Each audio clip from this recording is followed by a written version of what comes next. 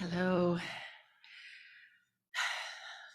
I didn't consult with Maurice on her topic, but I found some stuff about pushing buttons from our friend Wayne Dyer. Of course, he's not with us any longer, but this book was written 20 years ago. And I'm going to read parts of this and then go to another author. When you are an instrument of thy peace, you are not seeking anything, you are a peace provider. You do not seek peace by looking into the lives of others and wishing that they would change so that you could become more peaceful. Rather, you bring your own sense of calm to everyone you encounter. Who are the people who seem to be able to push your buttons and send you into a frenzy? Your spouse, your children, your parents? Obviously, these people do not present any threat to your being an instrument of peace.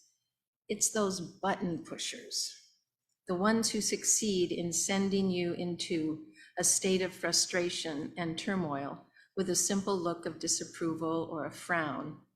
These are your greatest teachers. Sorry, I messed that paragraph up a little bit. I think you get the point. But I was thinking, he's just referring to button pushers as, situations and people who get us into turmoil. But it's not just that. I was thinking of another kind of button pusher that sets in motion some habitual reactions. So I am now reading Free Your Own Tibet by Reverend Christian Sorensen. He's a religious science minister at the Center for Spiritual Living in Encinitas, California. And this book is about 20 years old as well. He says, the brain is a wonderful gift of God. Unfortunately, we don't usually use it as well as we can. Instead, it's usually using us.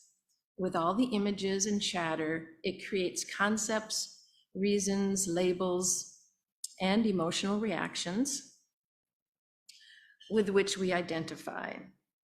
As soon as we create such identifications, we separate ourselves from our loving source.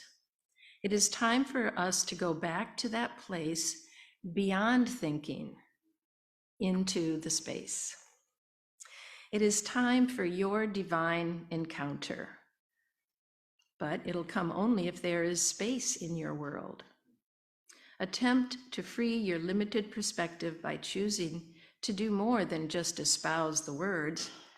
Try sitting down with someone who is the antithesis of what you believe, and open your heart and say, let me see what's on the other side.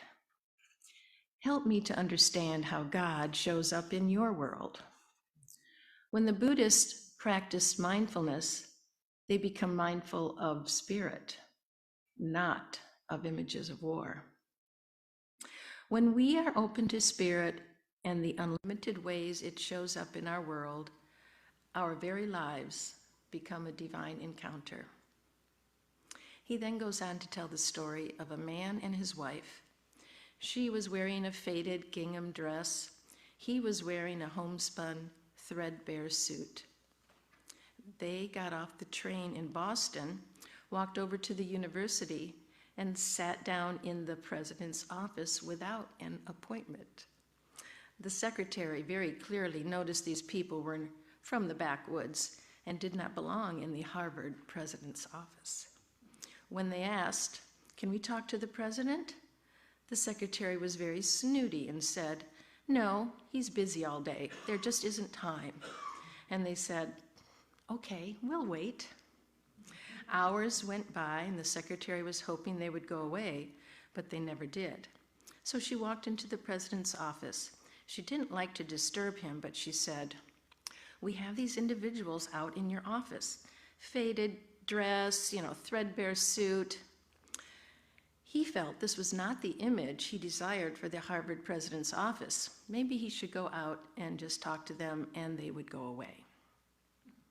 So he went out in the waiting area, very stern, very programmed, if you know what I mean, like his buttons are pushed to react to poverty in this way. And the woman said, our son went to Harvard for a year and absolutely loved it. Then he was accidentally killed last year. And what we'd like to do is erect a monument to him.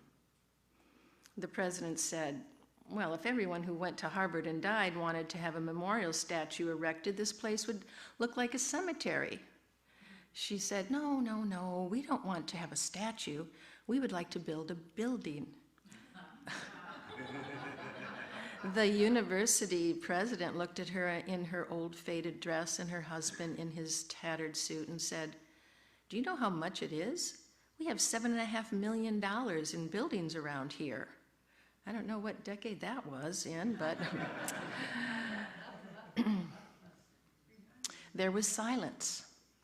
Feeling pretty good at this news, she turned to her husband and said, is that all it takes to start a university? Her husband smiled and replied, why don't we do that?